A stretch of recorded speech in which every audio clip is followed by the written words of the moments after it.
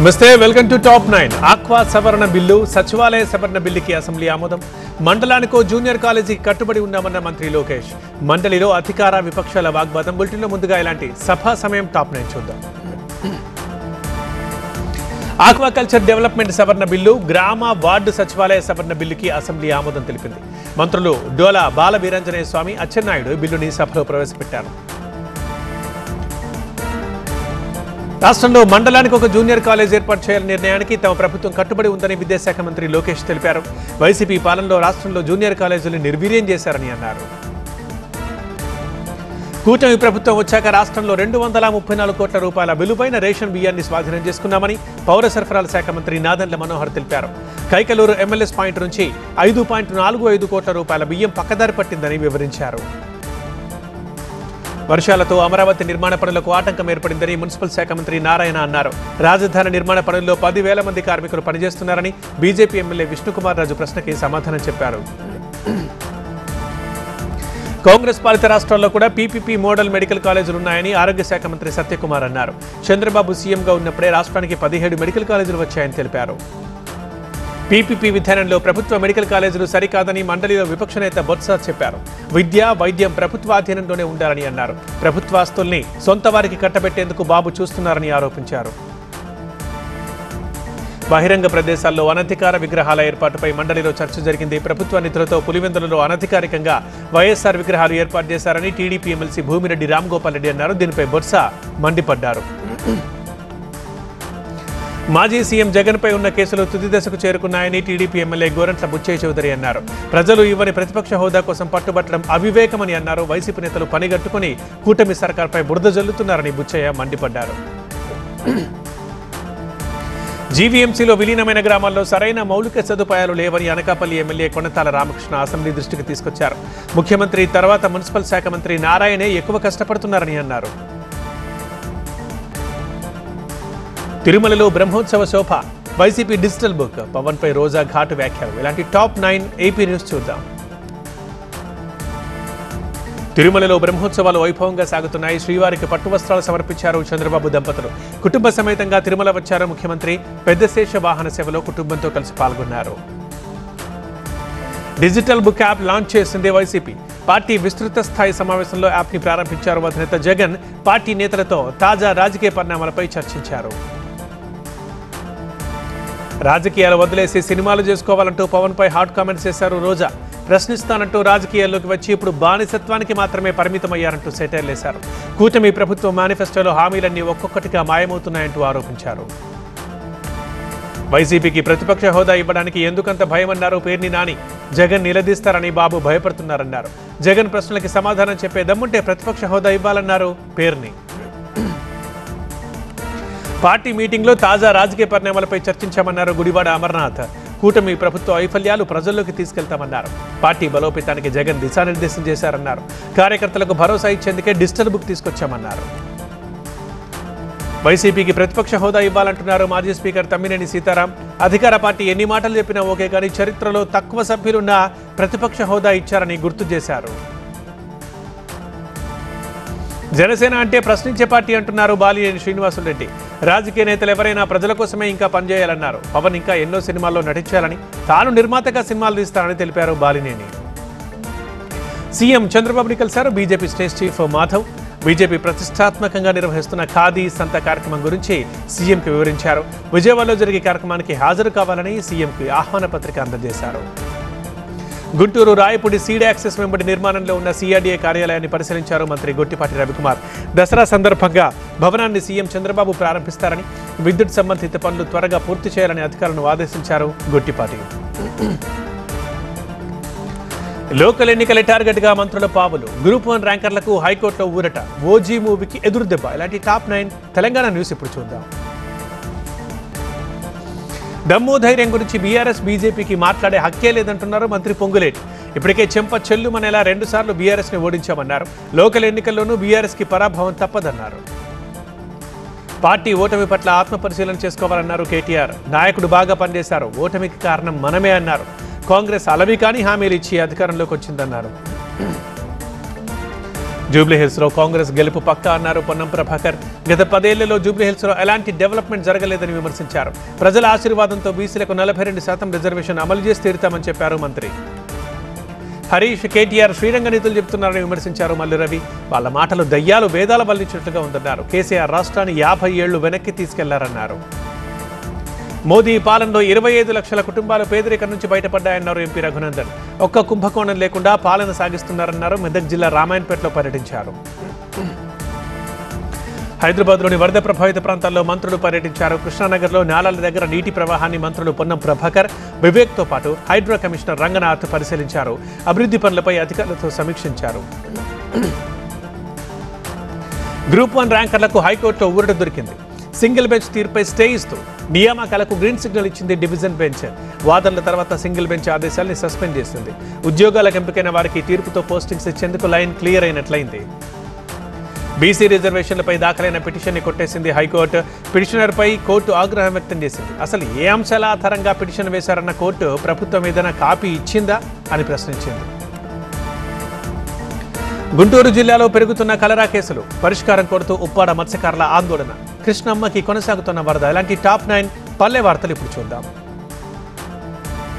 గుంటూరు జిల్లాలో మరో 7 కలరా కేసులు గుర్తించారు. వ్యాధి బారిన పడ్డ వారంతా 40 ఏళ్ల లోపు వారే. బాధితులు మంగళగిరి ఎయిమ్స్లో చికిత్స పొందుతున్నారు. బాధితుల ఇళ్ల దగ్గర అధికారులు శానిటేషన్ పనులు చేపడుతున్నారు. కెమికల్ ఫ్యాక్టరీలు మూసేయాలంటూ డిమాండ్ చేస్తూ కాకినాడ జిల్లా ఉప్పాడలో మత్స్యకారుల ఆందోళన 2వ రోజు కొనసాగింది. చుట్టుపక్కల గ్రామాల నుంచి కూడా పెద్ద సంఖ్యలో మత్స్యకారులు ధర్నాలో పాల్గొన్నారు. నిజామాబాద్ జిల్లా ఆర్మూర్ మండలం అంకాపూర్లో లబ్ధిదారులకు డబుల్ బెడ్రూమ్ ఇళ్లు కేటాయించారు. ఈ నెలలోనే పట్టాలు అందజేసి ఇళ్లలోకి అనుమతిస్తామని ప్రకటించారు. గిట్టుబాటు ధర లేకపోవడం, అమ్మడం ఇష్టం లేక కర్నూలులో ఉల్లి రైతులు ఉల్లిపాయలు పారబోస్తున్నారు. కుళ్లిపోతున్న 100 క్వింటాల ఉల్లిని అధికారులు డంప్ యార్డుకు తరలిస్తున్నారు. ఎల్లంపల్లి ప్రాజెక్టు గేట్లెత్తేయడంతో మంచిర్యాల జిల్లా జైపూర్ మండలం వేలాల గ్రామంలో మిర్చి పంట నీట మునిగింది. వర్షాకాలం ప్రారంభంలో వేసిన పత్తి పంట కూడా నాశనమైందని, ఇప్పుడు మిర్చి నీట మునిగిందని రైతులు ఆవేదన వ్యక్తం చేస్తున్నారు. యూరియా కోసం నారాయణపేట రైతులు ఉదయం 5 గంటల నుంచి పడిగాపులు కాస్తున్నారు. గంటల తరబడి లైన్లో నిల్చోలేక చెప్పులతో క్యూ లైన్ ఏర్పాటు చేశారు.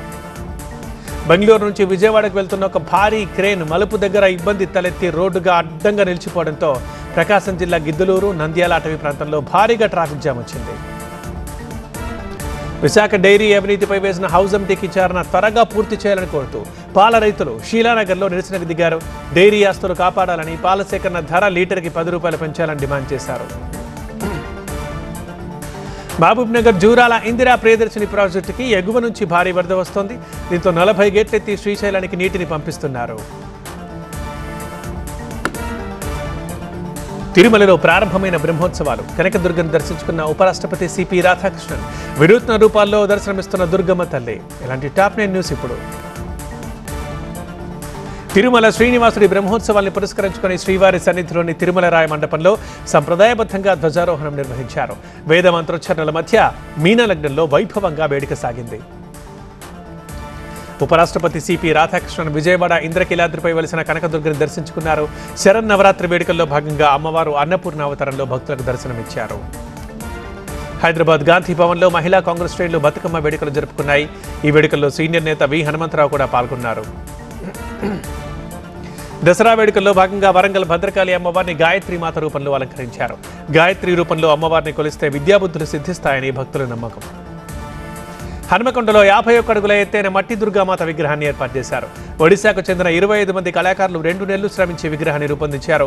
అక్టోబర్ 3న విగ్రహాన్ని ఇదే ప్రదేశంలో నిమజ్జనం చేయనున్నారు. ప్రధాని మోదీ అందుకున్న కానుకల ఆన్లైన్ వేలం. రైల్వే ఉద్యోగులకు 78 రోజుల బోనస్. ప్రభుత్వ మెడికల్ కాలేజీల్లో సీట్ల సంఖ్య పెంపుకి కేంద్ర కేబినెట్ ఆమోదం. ఇలాంటి నేషనల్ టాప్ 9 ఇప్పుడు చూద్దాం. వివిధ కార్యక్రమాల్లో ప్రధాని మోదీ అందుకున్న బహుమతుల వేలం జరుగుతోంది. ఆన్లైన్ వేలంలో ప్రజలు పాల్గొనాలని మోదీ పిలుపునిచ్చారు. గత కొన్ని రోజులుగా వేలం జరుగుతోంది. గంగా కార్యక్రమానికి విరాళంగా అందిస్తారు వీటిని. దసరా సందర్భంగా రైల్వే ఉద్యోగులకు కేంద్ర ప్రభుత్వం 78 రోజుల ఉత్పాదకత ఆధారిత బోనస్ ని ప్రకటించింది. ప్రభుత్వ మెడికల్ కాలేజీల్లో ఎంబీబీఎస్, పీజీ సీట్లు 10,000 పెంచుతూ తీసుకున్న నిర్ణయానికి కేబినెట్ ఆమోదం తెలిపింది. నౌకా నిర్మాణం, నౌకాయానాన్ని బలోపేతం చేసేందుకు కొత్త సమగ్ర ప్యాకేజీని కూడా మంత్రిమండలి ఆమోదించింది. భారతీయ సాంస్కృతిక గుర్తింపుని బలోపేతం చేసేందుకు సమిష్టి కృషి అవసరమని రాష్ట్రపతి ద్రౌపది ముర్ము అన్నారు.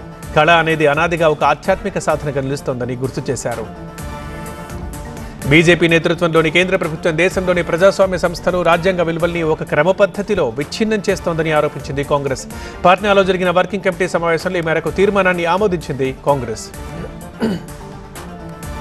దక్షిణార్ధగోళ దేశాల మధ్య సహకారాన్ని ప్రోత్సహించేందుకు సంప్రదింపులు, సంఘీభావాన్ని పెంచుకోవాల్సిన అవసరం ఉందని విదేశాంగ మంత్రి జయశంకర్ అన్నారు. న్యూయార్క్లో జరుగుతున్న ఐక్యరాజ్య సమితి సాధారణ మండలి సమావేశాల సందర్భంగా జయశంకర్ ఆధ్వర్యంలో గ్లోబల్ సౌత్ దేశాల ఉన్నత స్థాయి సమావేశం జరిగింది. వ్యవసాయ రంగంలో వైవిధ్యం రావాలని, ఇంధన, విద్యుత్ రంగం వైపు మళ్లాల్సిన అవసరం ఉందని కేంద్ర మంత్రి నితిన్ గడ్కరీ అన్నారు. దేశ జనాభాలో 65% మంది వ్యవసాయం, గ్రామీణ ప్రాంతాలకు చెందిన వారు ఉన్న జీడీపీలో వారి వాటా 14%మేనని అన్నారు. ఇకపై ఓటర్ జాబితాకు సంబంధించిన అన్ని సేవలకు ఈ సంతకం ద్వారా వెరిఫికేషన్ తప్పనిసరని ఎన్నికల సంఘం ప్రకటించింది. పేరు చేర్చడం, తొలగింపు, దిద్దుబాటుకు ఇది తప్పనిసరి. దాదాపు నిర్మల్ జిల్లా భైంసాలోని బంగారు దుకాణాల్లో వాణిజ్య పన్నుల శాఖ అధికారులు తనిఖీలు చేపట్టారు. జీఎస్టీ వివరాలు ఆరాధీశారు. ఈ తనిఖీలతో చాలా మంది దుకాణాలు మూసేసి వెళ్లిపోయారు. మంచిర్యాల నస్పూర్ కలెక్టరేట్ ప్రాంతంలో చెడ్డీ గ్యాంగ్ హల్చల్ చేసింది. ఒక ఇంట్లోకి చొరబడి సెల్ ఫోన్, 5,000 రూపాయలని చోరీ చేశారు. పోలీస్ పాట్రోలింగ్ వాహనం రావడంతో దొంగలు పారిపోయారు. జాబ్ క్యాలెండర్ ప్రకటించాలని కోరుతూ హైదరాబాద్ దిల్సుఖ్నగర్లో నిరుద్యోగులు రోడ్డుపై బైఠాయించారు. అక్కడ ట్రాఫిక్ నిలిచిపోయింది. ర్యాలీగా వచ్చిన నిరుద్యోగులు హఠాత్తుగా రోడ్డుపై నిరసన చేపట్టారు. బెట్టింగ్ యాప్కి సంబంధించి విచారణ జరుగుతున్న మనీ లాండరింగ్ కేసులో ఈడీ ముందు ప్రముఖ నటుడు సోను సూద్ హాజరయ్యారు. ఆయన స్టేట్మెంట్ని ఈడీ ఆఫీసర్స్ రికార్డ్ చేశారు. జీఎస్టీ సంస్కరణలతో దీపావళికి ముందే అందరి ఇళ్లలోకి లక్ష్మీదేవి వచ్చిందన్న ఆర్థిక మంత్రి నిర్మల. స్వల్పంగా తగ్గిన బంగారం ధర. ఇలాంటి బిజినెస్ టాప్ 9 ఇప్పుడు. జీఎస్టీ సంస్కరణలతో సామాన్యులు, పేదలకు మేలు జరుగుతుందని కేంద్ర ఆర్థిక మంత్రి నిర్మలా సీతారామన్ అంటున్నారు. ఈసారి దీపావళికి ముందే అందరి ఇళ్లలోకి లక్ష్మీదేవి వచ్చిందని తెలిపారు. స్వదేశీ వస్తువులు, ఉత్పత్తులు వాడాలని కేంద్ర ప్రభుత్వం పదే పదే చెప్పడమే కాదు, దాన్ని ఆచరణలు కూడా చేసి చూపిస్తోంది. కేబినెట్ వివరాల వెల్లడికి మైక్రోసాఫ్ట్ పవర్ పాయింట్ ఉపయోగించే కేంద్ర మంత్రి అశ్విని వైష్ణవ్ ఈసారి మాత్రం జోహోని ఉపయోగించారు. యూపీ నోయిడాలో ఏర్పాటు చేసిన 3వ యూపీ ఇంటర్నేషనల్ ట్రేడ్ షోని ప్రధాని మోదీ రేపు ప్రారంభిస్తారు. ఈ నెల 29 వరకు ఎగ్జిబిషన్ జరుగుతుంది. ఓ ఏర్పాట్లను యూపీ సీఎం యోగి పరిశీలించారు. వరుసగా 4వ రోజు స్టాక్ మార్కెట్ల నష్టాలు కుదిపేశాయి. H1B వీసా పెంపు నిర్ణయం మార్కెట్ని ఇంకా వెంటాడుతూనే ఉంది. సెన్సెక్స్ 386 పాయింట్లు, నిఫ్టీ 113 పాయింట్లు నష్టపోయాయి. పట్టపగ్గాలు లేకుండా దూసుకుపోతున్న బంగారం కాస్త నిదానించింది. 24 గ్రాముల బంగారం 10 గ్రాముల ధర 320 రూపాయలు తగ్గి 1,15,370 రూపాయలకు చేరుకుంది.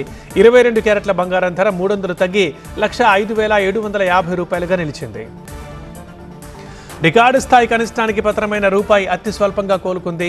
ఇంటర్ బ్యాంక్ ఫారిన్ ఎక్స్చేంజ్లో డాలర్తో 88.80తో ప్రారంభమైన రూపాయి ట్రేడింగ్ చివరికి నిన్నటి ముగింపుతో 2 పైసలు పెరిగి 88.71 దగ్గర స్థిరపడింది.